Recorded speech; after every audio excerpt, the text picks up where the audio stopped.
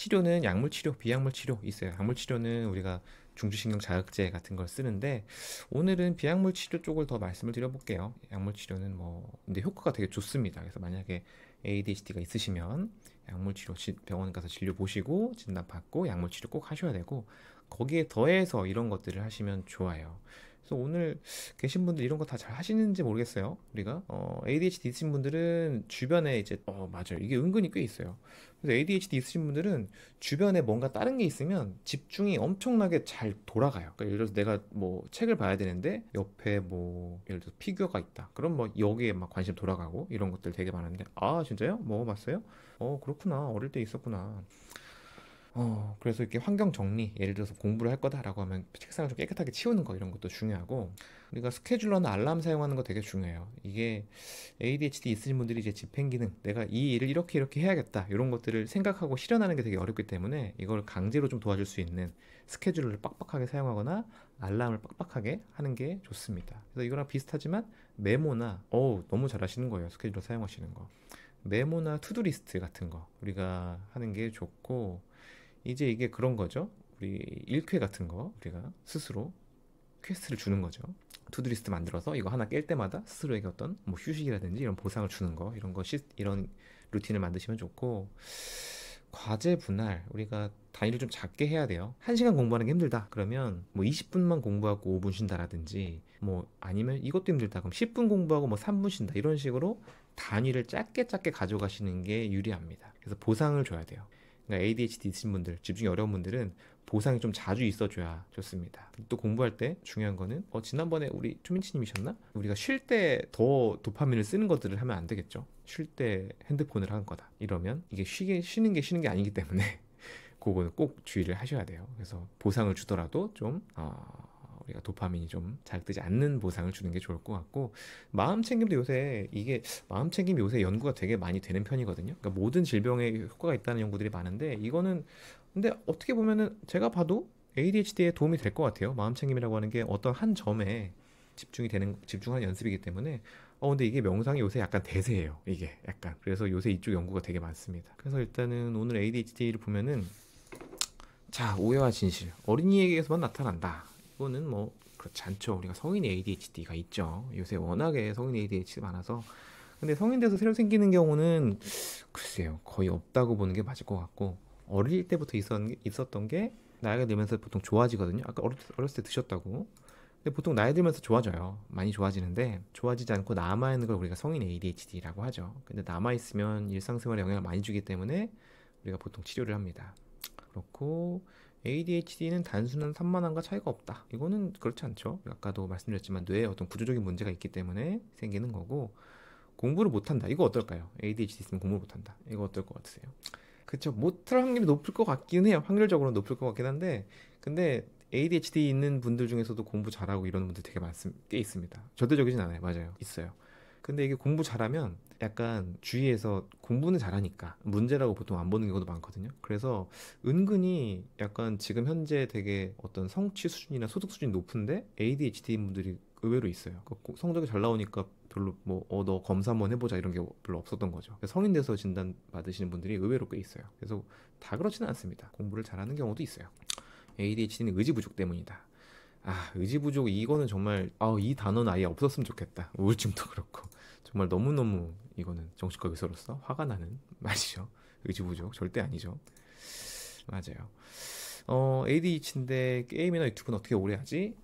이런 경우 있죠. 막 있어요. 막 애기가 ADHD인 것 같습니다 하면은 우리 애는 그래도 게임할 때는 오래 하는데요. 뭐 할 때는 오래 하는데요. 이런 거 있거든요. 그렇지만 오래 할 수 있어요. ADHD가 특징적인 게 또 자기가 재밌는 건 엄청 잘하거든요.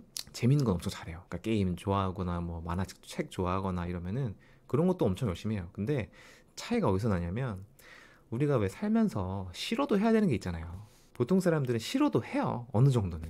싫어도 해야 되는 걸. 싫어도 해요. 근데 ADHD 있으신 분들은 싫어도 해야 되는 거를 진짜 못해요. 그러니까 여기서 차이가 엄청나게 나요. 그러니까 예를 들어서 뭐 수업 시간에 내가 싫어하는 과목이다. 그래요? 싫어하는 과목이다. 그러면은 이게 너무너무 안 되는 거예요. 해야 되는데. 해야 되는 걸 알면서도 안 된다. 그러면은 이런 특징이 있어요. 그래서 그렇고 산돌님 그럼 만약에 의심되는 게 있으시면 한번 진료 받아보시는 것도 괜찮아요. 일상생활에 불편함이 있다면. 근데 치료제를 먹으면 공부 엄청 잘할 수 있는 거 아니냐? 막 성적이 팍팍 올라가는 거 아니냐? 어느 정도는 도움을 줄 수 있는데 이 약을 먹는다고 해서 뭐 IQ가 막 올라가거나 이런 건 아니라서 사실 여기 이게 진료 보러 오시면 굉장히 환상을 가진 분들이 꽤 많아요. 이게 인터넷에 치료 후기 같은 게 워낙에 드라마틱한 후기들을 많이 있다 보니까 환상을 가지는 분은 많은데 물론 드라마틱 경우도 있지만 아닌 경우들도 많아요. 그래서 이게 도움을 주는 건 맞지만 뭐 절대적인 건 아니다라고 보시면 될 것 같고 늘긴 해요. 그러니까 ADHD가 아닌 분들도 약간 늘 수는 있는데 근데 이게 약이 또 ADHD 아닌 분들이 먹었을 때 또 부작용이 있을 수 있기도 하고 해서 권유드리지는 않죠. 부작용 여부도 있을 수 있어서. 그렇죠. ADHD 치료는 가능하다. 당연히 가능하죠. 우리가 약물 치료와 비약물 치료 같이 가는 게 좋고요. ADHD 치료는 평생 해야 되는 거냐? 자, 이 질문도 사실 되게 많습니다. 요거는 어떨 것 같으세요? 평생까지는 아니어도 좀 길게 치료 가능, 맞아요. 치료 가능해요. 근데 평생까지는 아니어도 좀 길게 가는 편이긴 합니다. 근데 요거는 우리가 성인 ADHD랑 소아랑 또 다를 것 같아요. 소아는 크면서 좀 좋아지는 경우도 꽤 많기 때문에 좋아지면 치료를 이제 약 끊는 경우들도 좀 있는데 성인은 우리가 뇌의 성숙이 좀 멈춰 있기 때문에 이렇게 드라마틱하게 더 좋아지기가 쉽지 않아요. 그래서 일단 기본적으로 조금 길게 먹게 되는 경우가 많은 것 같아요. 그러니까 어떤 비유를 드리냐면 우리가 성인은 이미 아까 뇌 성숙이 끝났다고 말씀드렸잖아요. 그러니까 눈 나쁜 거랑 비슷하다고 말씀드려요. 눈 나쁘면 우리가 안경 끼잖아요.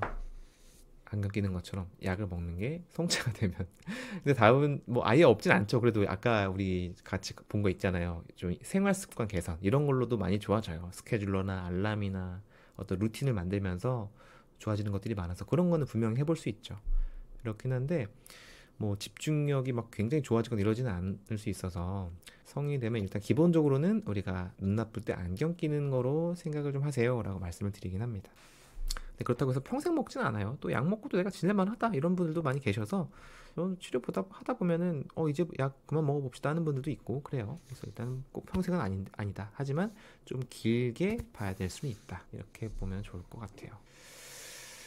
근데 우리가 이거는 마지막인데 ADHD가 이게 보통 ADHD 저 진료를 할 때 ADHD 진단을 받으시면 또 좌절하는 분들 계시거든요. 특히 애 있으신 분들한테 저 이게 ADHD가 유전되는 거 아닌가요? 갑이랑 비비도 ADHD라던데 검색해 보니까 그래서 넣었어요. 그래서 그런 분들이 애한테 ADHD 유전되면 어떡해요 하면서 굉장히 좌절하시거든요. 근데 우리가 ADHD 있는 게 꼭 무조건 단점만 있다라고 볼 수는 없죠. 우리가 어떤 면에서는 창의력 이런 게 높을 수 있어요. ADHD가. 아까 또 내가 좋아하는 건 엄청 잘한다고 했잖아요. 그런 것처럼 레오나르도 다빈치가 이거는 뭐 그 당시에는 ADHD 진단명이 없었으니까 추정인데 이분이 끝까지 완성한 작품이 몇 개 없대요. 이분의 명성에 비해서. 그러니까 마무리가 안 되는 이런 게 좀 있었고 갑이랑 비비 뭐 이런 아티스트들 중에서도 ADHD 굉장히 많죠.